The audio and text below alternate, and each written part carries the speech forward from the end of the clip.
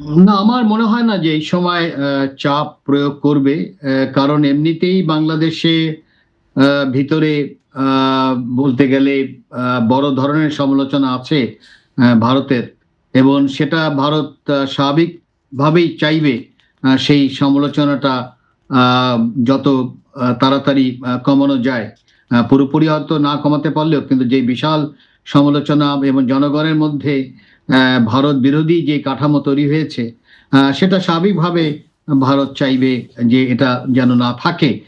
এটাই স্বাভাবিক। তো সেই জায়গায় আমি মনে করি না যে এই সময় যেখানে বাংলাদেশ জ্বালানির বিষয় যে ঝামেলা পড়েছে, আমি যদি প্যান্ডেমিকের কথাই বলি, সেখানেও আমরা দেখেছি ভারত যদিও পুরোপুরি পারেনি, কিন্তু চেষ্টা ছিল ভ্যাকসিনের বিষয়ে একটা আলাদাভাবে সম্পর্ক করা।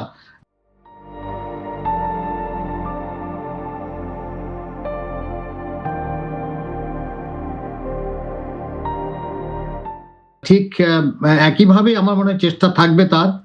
কারণ যেটা বললাম, জনগণ কেন্দ্রিক না করলে কিন্তু কারণ সমস্যাটা যেটা ছিল বড় আকারেই, সেটা হলো দলের সাথে, একটা বিশেষ দলের সাথে, আওয়ামী লীগের সাথে সম্পর্ক ছিল এবং তার ঘরানার সাথে সম্পর্ক ছিল। এটা যদি মানে বললে আর একটু হয়তো পরিষ্কার হবে।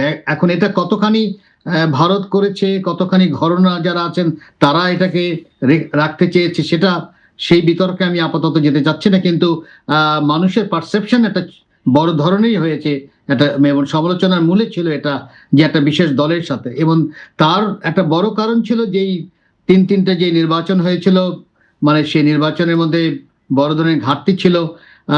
সেই ব্যাপারে ভারতের যেই পজিশনটা ছিল তখন আহ, বাংলাদেশে জনগণ বড় আকারে মনে করেছিল যে সেটা একটা দলের প্রতি চলে গেছে।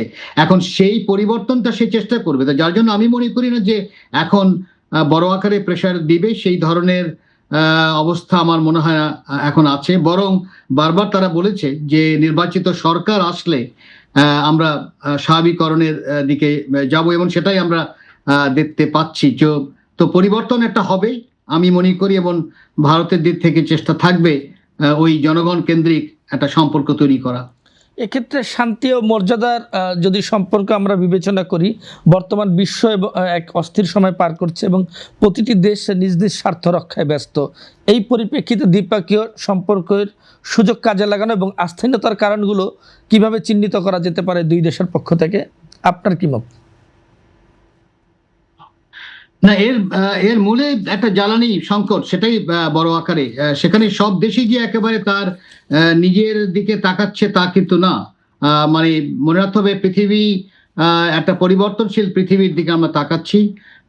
একটা ইউনিপোলার থেকে পৃথিবী মাল্টিপোলার দিকে যাচ্ছে। যদিও যুক্তরাষ্ট্র এখনো চাচ্ছে সেই ইউনিপোলারিটি ধরে রাখতে, ইউনিপোলার পৃথিবী, সেটা সম্ভব না, কোনোভাবেই সম্ভব না।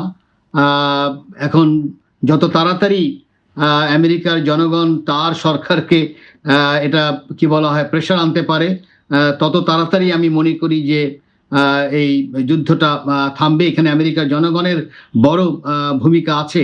তো এই পরিবর্তনশীল যেই কাঠামো, সেখানে বিভিন্ন দেশ কিন্তু তার সহযোগিতা কিন্তু তৈরি হচ্ছে।